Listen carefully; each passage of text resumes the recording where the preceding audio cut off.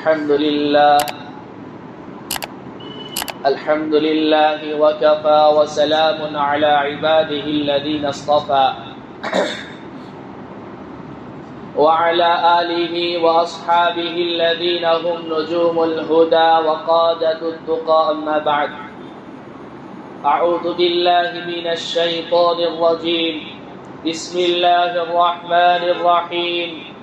أم كنتم شهداء إذ حضر يعقوب الموت إذ قال لبنيه ما تعبدون من بعدي قالوا نعبد إلهك وإله آبائك إبراهيم وإسماعيل وإسحاق إلها واحدا ونحن له مسلمون.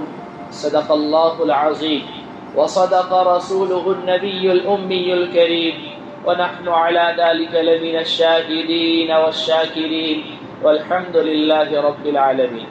درود شریف پڑھ لیں. اللهم صل على محمد وعلى آل محمد كما صليت على إبراهيم وعلى آل إبراهيم إنك حميد مجيد. اللهم بارك على محمد وعلى آل محمد كما باركت على إبراهيم وعلى آل إبراهيم إنك حميد مجيد. میرے عزیزو، پیارو، بزرگو، اللہ کے رسول پر ایمان رکھنے والے میرے دین عظیم بھائیوں، اولاد اللہ رب العزت کی ایک بہت بڑی نعمت ہے. جب اولاد نہیں ہوتی ہے تو انسان پریشان حال مارا پھرتا رہتا ہے، اور جو جہاں کہتا ہے، جس طرح کہتا ہے، وہ وہاں جاتا ہے. حتیٰ کہ اللہ ہماری حفاظت فرماوے. ایک عورت کے باب میں یہ قصہ لکھا ہوا ہے کہ اسے اولاد نہیں ہو رہی تھی اور وہ کسی غیر مسلم بابے کے پاس چلی گئی.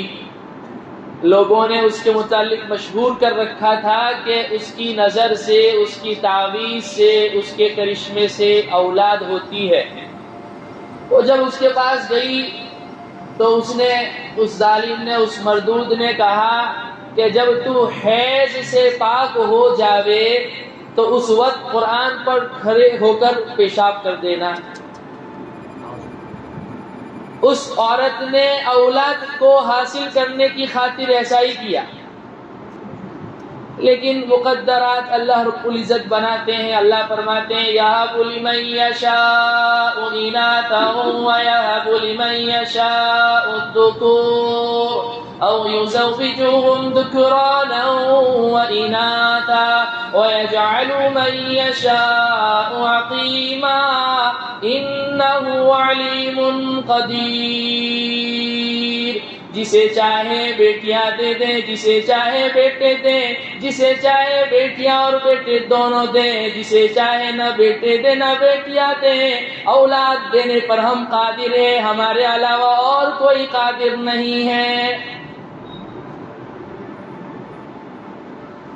اور ایک جگہ اللہ رب العزت قرآن کریم میں یہ مضمون بیان کرتے ہیں، جب انسان کو اولاد نہیں ہوتی ہے اور جب ہم اپنے فضل سے اس کا اولاد عطا کرتے ہیں تو فلانے مزار پر جاتا ہے، فلانے بابے کے پاس جاتا ہے اور یوں کہتا ہے کہ یہ بیٹا ہمیں فلانے بابا نے دیا، فلانے مزار والے نے دیا، فلانے اللہ والے نے دیا. حالانکہ اولاد کو دینے والی ذات اللہ رب العزت کی ہے. اللہ کے علاوہ اور کسی کے اندر یہ طاقت نہیں ہے کہ وہ اولاد دیں. بہرحال اولاد اللہ کی طرف سے ملنے والی بہت بڑی نعمت ہے، اور یہ نعمت جتنی بڑی ہے اس نعمت کے تقاضے بھی اتنے بڑے ہیں. اس لیے انسان کا امتحان پھر بعد میں شروع ہو جاتا ہے اولاد کے ہونے کے بعد. اور جس زمانے سے ہم گزر رہے ہیں، میں کہہ رہا ہوں 2 بڑے چیلنج ہمارے سامنے ہیں. ایک سب سے بڑا چیلنج یہ ہے کہ باہر کفر ہمارا انتظار کر رہا ہے، دشمن باطل طاقتیں ہمارا مقابلہ کرنے کے لیے کھڑی ہیں. طرح طرح کے فتنے کھڑے ہیں، مسجد سے باہر جاؤ ہر آدمی اپنا چورن بیچ رہا ہے اور دین کے نام پر، قرآن کے نام پر، حدیث کے نام پر لوگوں کو گمراہ کر رہا ہے۔ اس زمانے میں سب سے بڑی فکر ہمیں جو کرنے کی ضرورت ہے وہ ہمارے ایمان کی، ہماری نسلوں کی ایمان اور اسلام کو بچانے کی۔ اور ان کا ایمان بچے گا کیسے؟ وہ دین اسلام پر باقی کیسے رہیں گے؟ وہ تبھی رہیں گے جب ہم انہیں دیندار بنانے کی کوشش اور فکر کریں گے، ان کی صحیح تربیت کریں گے۔ یہی وجہ ہے اللہ کے نبی پاک صلی اللہ علیہ وسلم نے ارشاد فرمایا کہ اپنے اولاد کو ادب سکھاؤ اور ان کا ادب اور احترام کرو۔ کتنی پاکیزہ شریعت عطا فرمائی۔ ہم لوگ جو ہے سب کے سامنے بچے کو ڈانٹ دیتے ہیں، مارتے ہیں اور اسے برا بھلا کہتے ہیں، جبکہ اللہ رب العزت نے ہر انسان کے اندر، چاہے وہ بوڑھا ہو، جوان ہو، عورت ہو، مرد ہو، ہر انسان کے اندر ایک سیلف ریسپیکٹ رکھی ہے، چاہے وہ بچہ ہو، چاہے جوان ہو، چاہے بوڑھا ہو۔ اگر اسے ہرٹ کیا جاوے تو اسے تکلیف ہوتی ہے۔ اور بہت سے لوگ بچے کو سب کے سامنے ڈانٹتے ہیں، مارتے ہیں، اندر ہی اندر، ابھی تو وہ انتقام لینے پر قادر نہیں ہے، اندر ہی اندر وہ باپ کا، ماں کا دشمن بنتا چلا جاتا ہے، اور جب بڑا ہو جاتا ہے موقع ملتا ہے انتقام لیتا ہے۔ اور میرے نبی نے کتنی پیاری حدیث بتلائی، اپنے بچوں کا بھی ادب کرو، انہیں بڑے نام سے بلاؤ۔ تم انہیں عزت نہیں دو گے تو کون دے گا؟ یہی وجہ ہے ہمارے بچے آج ہمارے ہاتھوں سے نکل رہے ہیں۔ کیوں؟ بچیاں مرتد ہو رہی ہیں، کیوں؟ انہیں گھر میں ان کا جو مقام اور مرتبہ ہے وہ نہیں دیا جاتا۔ بچوں کے ساتھ ہم ٹائم نہیں بتا پا رہے، ان کو وقت نہیں دے پا رہے۔ میرے عزیزوں، یہ نعمت جتنی بڑی ہے اس کے تقاضے بھی اتنے بڑے ہیں۔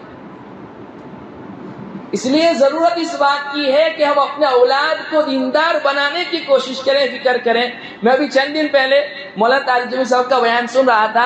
حضرت فرما رہے تھے کہ ایک مرتبہ میں مولانا سید احمد خان صاحب مکی رحمت اللہ علیہ کے ساتھ کھڑا تھا کہ ایک شخص اپنے بیٹے کو لے کے آیا اور کہا حضرت دعا کر دیجئے اللہ میرے بیٹے کو بھی آپ جیسا عالم بناوے، مفتی بنا دے۔ حضرت نے کیا کہا کہ اللہ آپ کے بیٹے کو دیندار بناوے۔ مولانا کہتے ہیں کہ میں نے مولانا سے پوچھا بعد میں کہ حضرت وہ کہہ رہا ہے کہ عالم بنائے، دیندار بنائے، حافظ بناوے، آپ کہہ رہے ہیں کہ جو ہے دیندار بنائے؟ وہ تو عالم بنانے کی، مفتی بنانے کی، حافظ بنانے کی درخواست کر رہا ہے اور آپ دعا دے رہے ہیں کہ اللہ دیندار بناوے۔ تو پھر حضرت نے فرمایا دیندار بننا ہر ایک کے لیے ضروری ہے۔ ہمارے استاد محترم جب بچے شرارت کرتے ہیں نا، مدرسے کے بچے تو بہت شریر ہوتے ہیں، تو کہا کرتے تھے کہ عالم بننا ضروری نہیں ہے، دیندار بننا عالم کے لیے بھی ضروری ہے، تبلیغی کے لیے بھی ضروری ہے، خانقاہ والے کے لیے بھی ضروری ہے، شیخ الحدیث کے لیے بھی ضروری ہے، ہر ایک کے لیے دیندار بننا ضروری ہے۔ اس لیے شاہ وسیع اللہ رحمت اللہ علیہ فرمایا کرتے تھے کہ اپنی اولاد کو دیندار بنانے کی کوشش کریں، فکر کریں۔ دنیا کا علم دینے سے منع نہیں، انکار نہیں، لیکن دینے کی عمر میں اسے دین دیا جائے۔ آج ہمارا حال تو یہ ہو گیا ہے کہ بچیوں کی جب شادیاں کرتے ہیں تو قرآن کریم سر پہ رکھ کے دیا جاتا ہے، یہ نیک پالی لیتے ہوئے کہ قرآن کے مطابق یہ زندگی گزارے۔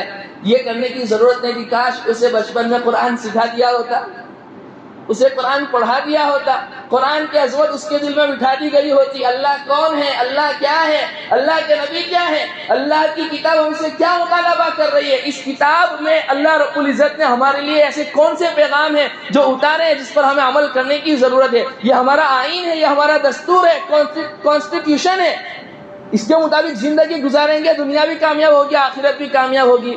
کیا ہی اچھا ہوتا بچپن میں اسے سکھا دیا ہوتا۔ ضرورت اس بات کی ہے کہ ہم اپنے اولاد کو دیندار بنانے کی کوشش کریں۔ اور آگے حضرت فرماتے ہیں اگر اپنے اولاد کو اس زمانے میں دیندار بنانے کی کوشش نہ کی گئی تو یہی اولاد بڑی ہو کر جب تمہاری قبروں سے گزرے گی تو لاتیں مارتی ہوئی گزرے گی۔ کئی سارے واقعات ہم نے سن رکھے ہیں. اولاد سے کہا گیا چلو اپنے ابا کی قبر پر. بقرعید کے موقع پر وہ بیٹا کہہ رہا ہے ابا جاوے جہنم میں چولہے بھر میں تو آج لوگوں کے جانور کٹنگ کر کے پیسے کماؤں گا. اللہ کے حبیب پاک صلی اللہ علیہ وسلم نے اولی طور پر اپنے اولاد کی تربیت فرمائی. حضرت زینب رضی اللہ عنہا، ان کا بیٹا جہاں کنی کے عالم میں ہے، ابا جی کے پاس پیغام پہنچوایا کہ آپ کا نواسا جہاں کنی کے عالم میں ہے، آپ آ جائیں. تو آپ نے قاصد کو کہلا بھیجا کہ بیٹی کو کہو صبر کریں، ایک جماعت آئی ہے دین کا کام سیکھنے کے لیے، میں ان میں مشغول ہوں، فارغ ہو جاؤں گا، بچہ زندہ رہا تو ملاقات ہو جائے گی، نہیں تو اپنے ہاتھوں سے دفن کر دوں گا. گویا صبر سکھا رہے ہیں عملی طور پر، صبر. حضرت جب وہ تبلیغ کے کام سے، دین کے کام سے فارغ ہوئے آئے ہیں، وہ بچہ جس طریقے سے پانی سے بھرا ہوا مشکیزہ لوت پوت ہوتا ہے، ایسے جا کنی کے عالم میں تھا. اللہ کے حبیب پاک صلی اللہ علیہ وسلم نے اپنے نواسے کو ہاتھ میں اٹھایا اور پھر بوسہ دیا. درمیان میں ایک بات عرض کروں کہ انسان کو بیٹے سے زیادہ پوتے سے محبت ہوتی ہے، نواسوں سے زیادہ محبت ہوتی ہے. اور نانا بھی کون تھے؟ سرور کونین صلی اللہ علیہ وسلم.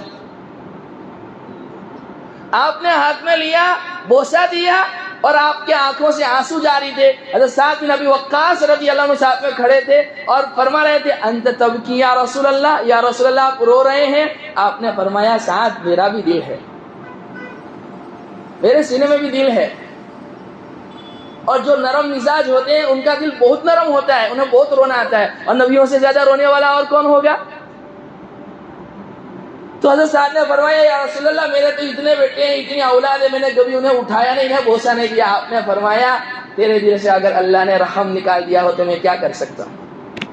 تیرا دل ہے یا پتھر ہے؟ اپنی اولاد کو عزت دو، ان کا ادب اور احترام کرو.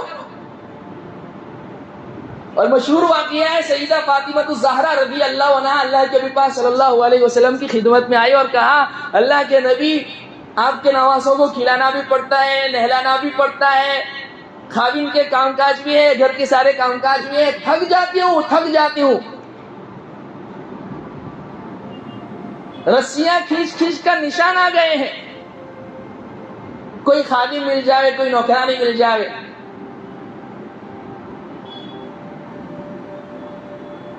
آپ سے بہتر والد کوئی ہو سکتا ہے؟ آپ چاہتے تو غلام بانی دے دیتے، لیکن آپ نے کیا فرمایا؟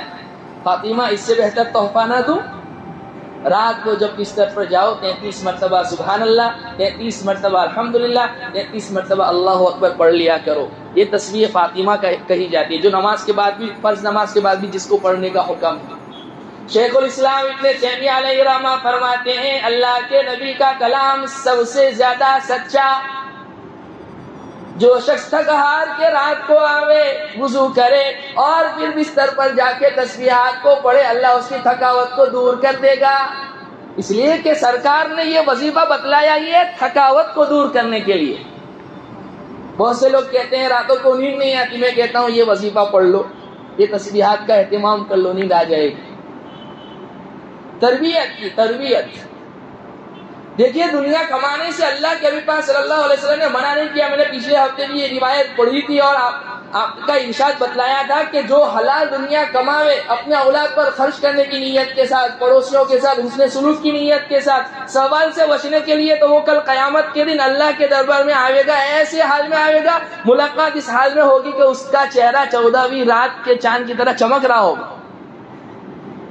لیکن دنیا کمانے کے لیے اپریشیٹ نہیں کیا، ابھارا نہیں. یہی وجہ ہے ایک صحابی آئے اور کہا یا رسول اللہ اس تجارت میں اتنا منافع ہوا. آپ نے فرمایا اس سے بہتر منافع بتلاؤں؟ وہ اشراق کی 2 رکعت بتلائی کہ دنیا کی طرف تم مائل نہ ہو جاؤ، یہ تو ضرورت کے بقدر ہے. اور ہاں، حلال دنیا کمانا اپنے اولاد کے لیے یہ بھی ایسے ہی فرض عین ہے جیسے نماز فرض عین ہے. اور ہاں، ایسا بھی آپ نے فرمایا کہ اپنے اولاد کو اس حالت میں چھوڑ کے جاؤ کہ آپ کے جانے کے بعد وہ لوگوں کے در پر ہاتھ پھراتے نہ پھرے.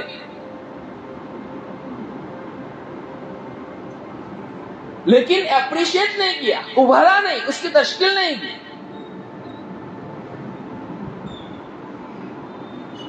یعقوب علیہ السلام کا انتقال ہو رہا ہے اور ان کے 12 بیٹے ان کے سامنے ہیں، اور قرآن کریم نے یہ واقعہ نقل کیا ہے. ام کنتم شہداء اذ حضر یعقوب الموت اذ قال لبنیہ ما تعبدون من بعدی.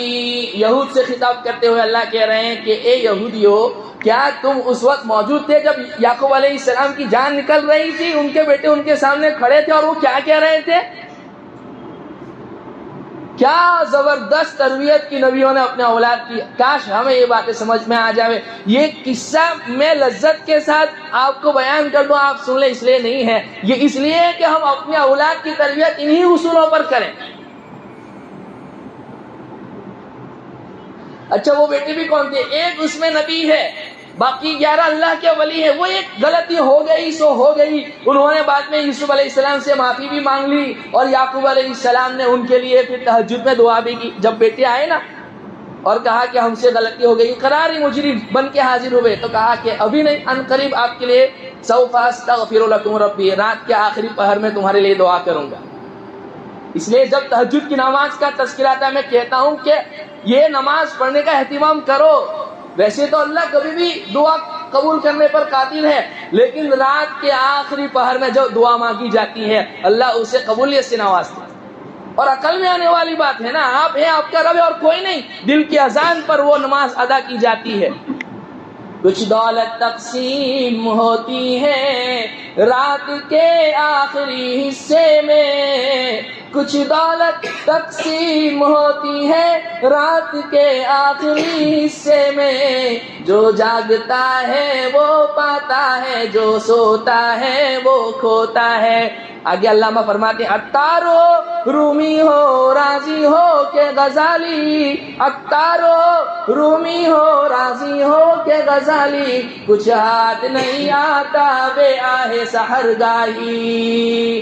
آپ نے فرمایا مجھ سے پہلے جتنے بھی انبیاء گزرے ہیں انہوں نے اس نماز کو پڑھنے کا اہتمام کیا.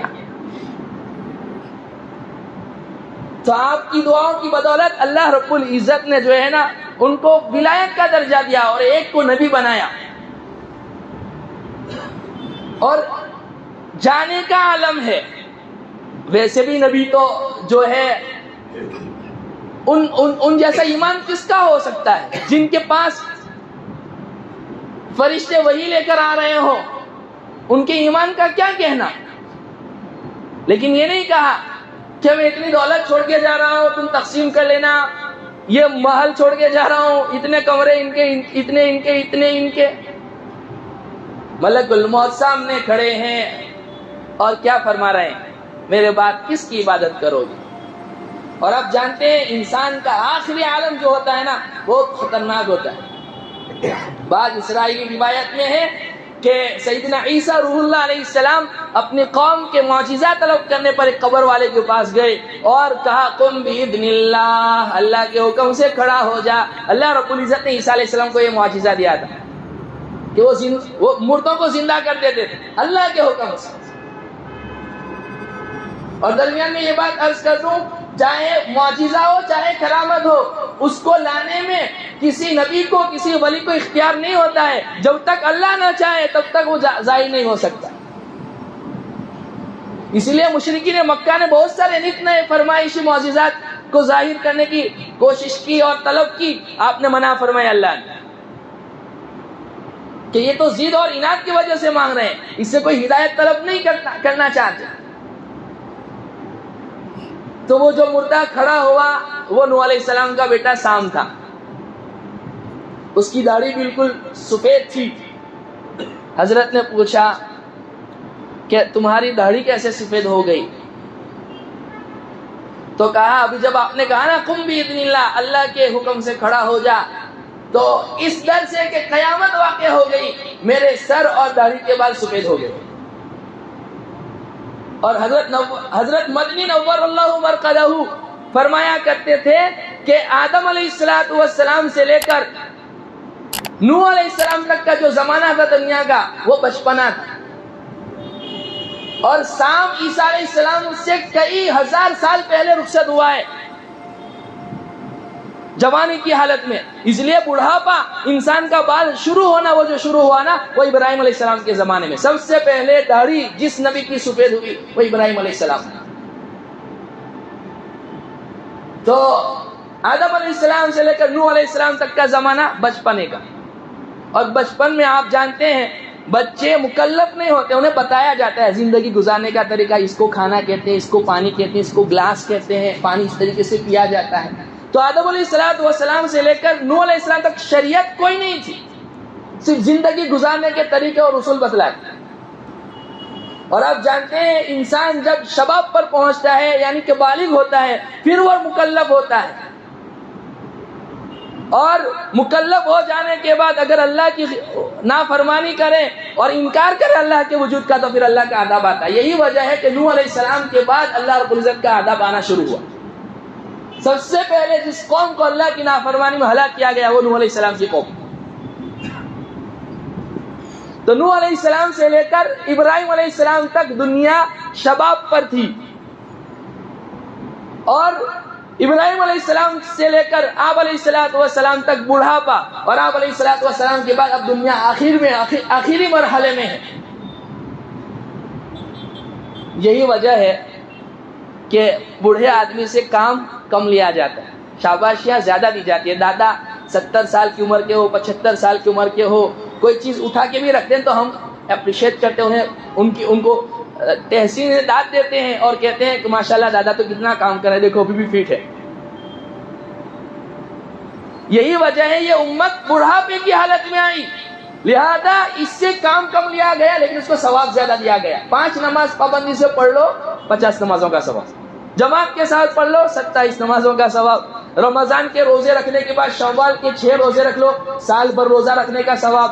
مہینے کے 3 دن ایام 20 13 14 15 جس روزوں کا رکھنے کا آپ علیہ السلام اہتمام کرتے تھے یہ روزے رکھ لو، مہینہ بھر روزہ رکھنے کا ثواب. حج کر کے آ جاؤ، زندگی بھر کے گناہ معاف. کام کم لیا گیا، ثواب زیادہ دیا گیا. یہی وجہ ابراہیم علیہ السلام سے لے کر آپ علیہ السلام تک کا زمانہ دنیا یہ بڑھی ہو گئی، اب آخری مرحلے میں ہے. تو سام تو عیسیٰ علیہ السلام سے کئی ہزار سال پہلے ان کا انتقال ہوا تھا اور وہ داڑھی اور سر کے بال سفید ہو گئے اس ڈر سے کہ کہیں قیامت تو واقع نہیں ہوگی. تو عیسیٰ علیہ السلام نے پھر سوال کیا، اچھا یہ بتاؤ موت کا مزہ کیسے پائے؟ تو سام کا کہنا تھا کہ 1000 تلواریں وہ سر پر مار دی جائیں یہ آسان ہے اس کے مقابلے میں کہ انسان کے اوپر موت کا حملہ ہو. اس کا مزہ ابھی بھی میرے منہ میں باقی. اور قرآن میں اللہ تعالیٰ کہتے ہیں کہ روح کھینچنے کا جو سلسلہ شروع ہوتا ہے نا وہ یہاں سے ہوتا ہے، یہاں سے یہ پاؤں کی طرف سے روح نکالی جاتی ہے، یوں اوپر آتی ہے ایسے. کلا اذا بلغت التراقی وقیل من راق وظن انه الفراق والتفت الساق بالساق الى ربك يومئذ المساق. جب اس کی روح حلقوم تک آ جاتی ہے، یہاں تک گلے تک آ جاتی ہے تو پھر کہتا ہے کوئی جھاڑ پھونک کرنے والا جو مجھے موت کے حملے سے بچا دے. کوئی تعویذ کرنے والا ہے؟ بہت خطرناک مرحلہ ہے، اللہ ہماری حفاظت فرماوے. اللہ کے نبی پاک صلی اللہ علیہ وسلم نے موت کی سختیوں سے بچنے کی بھی دعا بتلائی. اللہم اعنی علی غمرات الموت وسکرات الموت. موت کے وقت کی سختیوں سے تنگیوں سے اللہ ہماری حفاظت فرما. آپ علیہ السلام کائنات کے افضل ترین بشر، اللہ سبحانہ و تعالیٰ کے بعد جن کا مقام اور مرتبہ ہے. خلاصہ اور نچوڑ، آپ کا جب انتقال ہو رہا تھا آپ نے میٹھا پانی منگوایا، ٹھنڈا پانی منگوایا، آپ اس میں ہاتھ ڈالتے جا رہے تھے اور سر پہ پھیرتے جا رہے تھے اور کہہ رہے تھے یا عائشہ ان للموت سکرات، یا عائشہ ان للموت سکرات، یا عائشہ ان للموت سکرات. عائشہ موت کی سختیاں بڑی سخت ہیں. تو میری اور آپ کی کیا حیثیت ہے، کیا مجال ہے؟ تو ایسا نہیں ہے کہ انہیں احساس نہیں ہوتا، انہیں سب سے زیادہ احساس ہوتا ہے کیونکہ اللہ نے مرتے وقت غیب کے پردے ہٹا دیے ہوتے ہیں. وہ ملک الموت کو دیکھ رہے ہوتے ہیں، وہ روح قبض کرنے والے فرشتوں کو دیکھ رہے ہوتے ہیں، اپنے مقام اور مرتبے کو دیکھ رہے ہوتے ہیں، مجھے کہاں جانا ہے، کہاں جانا چاہیے تھا نہیں جا سکا، کہاں جا رہا ہے۔ لیکن یعقوب علیہ السلام کہہ رہے ہیں ما تعبدون من بعدی، میرے بعد کس کی عبادت کرو گے؟ اچھا، اس میں ایک نبی ہے جن کے بارے میں ذرا برابر شبہ نہیں ہو سکتا ہے کہ یہ جو ہے باپ کے چلے جانے کے بعد نعوذ باللہ کفر اختیار کرے، اور باقی 11 اللہ کے ولی ہیں جن کے بارے میں بھی شک اور شبہ نہیں ہو سکتا ہے، لیکن اس کے باوجود نبی ہونے کے باوجود نبیوں کی اولاد، وہ نبی اپنے اولاد کی فکر کر رہے ہیں، میرے بعد کس کی عبادت کرو گے؟ سب سے پہلا درس توحید، اس میں کوئی کمپرومائز نہیں، کیسے بھی حالات آ جاوے۔ بیٹے بھی کتنے ہونہار تھے، کہہ رہے ہیں ابا آپ اطمینان سے جائیں، نعبد الہک و الہ آبائک ابراہیم و اسماعیل و اسحاق الہا واحدا، اور کتنی پیاری تعبیر استعمال کی، ہم آپ کے رب کی، آپ کے ابا کے رب کی، آپ کے دادا کے رب اللہ کی عبادت کریں گے جو ایک اللہ ہے، وَنَحْنُ لَهُ مُسْلِمُونَ، اور ہم اسی کے مطیع اور فرما بردار ہو کر زندگی گزاریں گے۔ یعقوب علیہ السلام کا دوسرا نام اسرائیل، اللہ کا بندہ، یہ لقب تھا ان کا۔ بنی اسرائیل اسی لیے کہا جاتا ہے نا اللہ کے بندے کی اولاد، تو اللہ بنی اسرائیل کو خطاب کرتے ہوئے کہہ رہے ہیں کہ کیا تم موجود تھے اس وقت، تمہارے ہی تو نبی ہے نا یہ، تم انہی کے اولاد ہو۔ لیکن دیکھیے یہ اپنے جانے کے بعد اپنے اولاد کی کیسی تربیت کریں۔ میرے عزیزو، ضرورت اس بات کی ہے کہ ہم اپنے اولاد کی صحیح تربیت کریں، انہیں دین سکھلائیں، ابھی نہیں سکھلایا تو روتے پھرو گے۔ اللہ فرماتے ہیں یا ایھا الذین آمنوا قوا انفسکم واہلیکم نارا وقودها الناس والحجارہ علیہا ملائکۃ غلاظ شداد لا یعصون اللہ ما امرهم ویفعلون ما یؤمرون۔ خود بھی اپنے آپ کو بھی جہنم کی آگ سے بچاؤ اور اپنی اہل و عیال کو بھی۔ بہت سے لوگ کہتے ہیں نا میں تو نماز پڑھ رہا ہوں، ٹھیک ہے آپ بچ کے نکل جاؤ گے، اولاد نے اگر شکایت کر دی نا مسئلہ بھور میں آ جائے گا۔ اور اس آیت کی تحت مفتی اعظم پاکستان مفتی محمد شفیع صاحب رحمۃ اللہ علیہ نے معارف القرآن میں لکھا ہے کہ کل قیامت کے دن اولاد کو صحیح دین سکھلانے کی صحیح دین نہ سکھلانے کی بنیاد پر سب سے بدترین عذاب ان ماں باپ کو ہوگا جنہوں نے اپنے اولاد کو دین نہیں سکھایا ہوگا۔ سب سے بدترین عذاب جہنم میں ان ماں باپ کو ہوگا جنہوں نے انہیں دین نہیں سکھلایا ہوگا۔ یہی وجہ ہے قرآن میں اللہ رضی نے 3 سے 4 مقامات پر اولاد کا تذکرہ کیا۔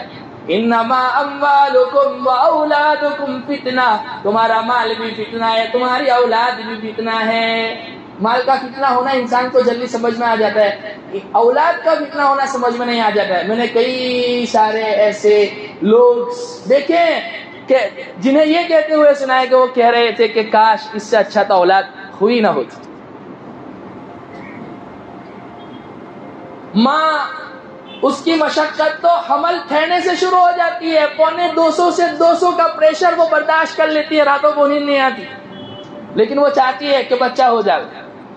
اور پیدائش سے لے کر باپ شروع ہو جاتا ہے، بچپن میں کئی ہزار روپیوں کے کھلونے بچے کو دے دیتا ہے، وہ اولاد بڑی ہونے کے بعد ہاتھ سے نکل جائے، اس سے بڑا بدنصیب کوئی ہو ہی نہیں سکتا۔ اس لیے ضرورت اس بات کی ہے کہ اپنی اولاد کو پہلے دن سے توحید کا درس دے۔ ہم بڑے ہو کر کیا کہتے ہیں کہ دیکھیے شریعت میں ماں باپ کا کتنا اونچا مقام اور مرتبہ ہے، تم ہماری رسپیکٹ کرو، ہمارے حقوق ادا کرو، یہ بتانے کی ضرورت نہیں، اسے شریعت کے حوالے کر دو، شریعت اسے بتا دے گی ماں باپ کا کیا مقام اور مرتبہ ہے۔ اسے دین کے حوالے کر دو، دین اسے بتائے گا ماں باپ کا کیا مقام اور مرتبہ ہے۔ میرا عزیزو، جہاں ہم اولاد کی تربیت نہیں کرتے ہیں اور یہ بچے ہمارے ہاتھ سے نکل جا رہے ہیں، اس میں جہاں اولاد کا قصور ہے وہاں پر سب سے زیادہ قصور ماں باپ کا ہے۔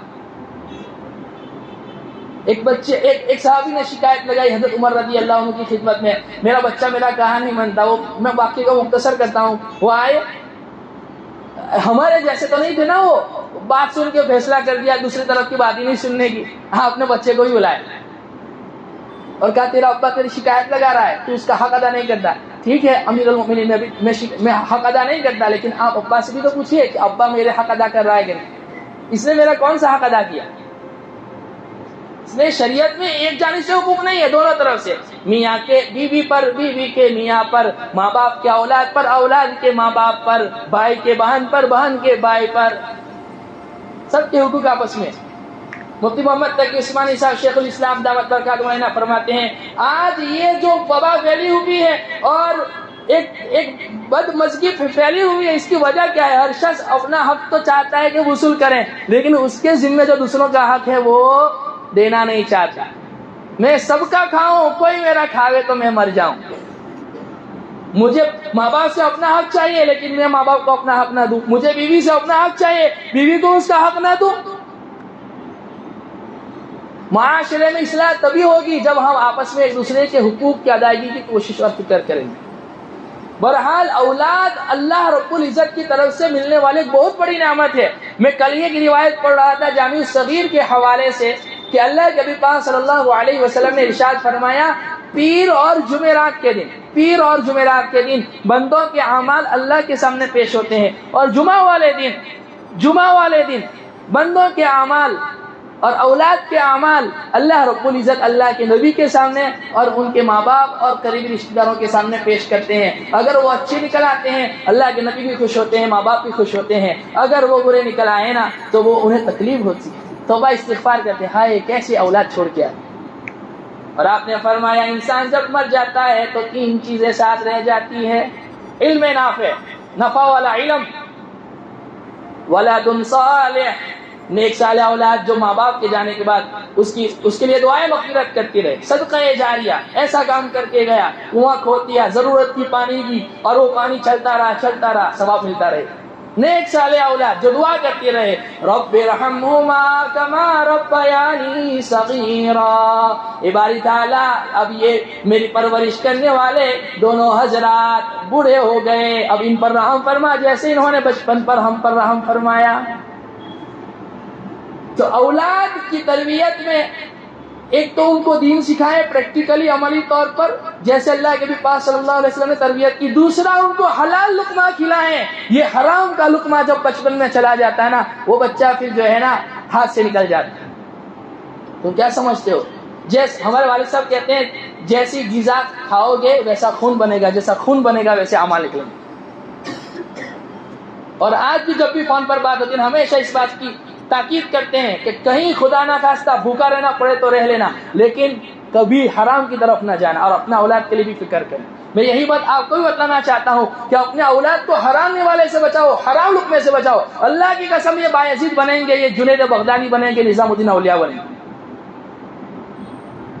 اس لیے ہم وطن جو ہے نا اپنی ارننگ پر غور و فکر نہیں کرتے ہیں، جہاں سے بھی آئے جیسا بھی آئے آنا چاہیے۔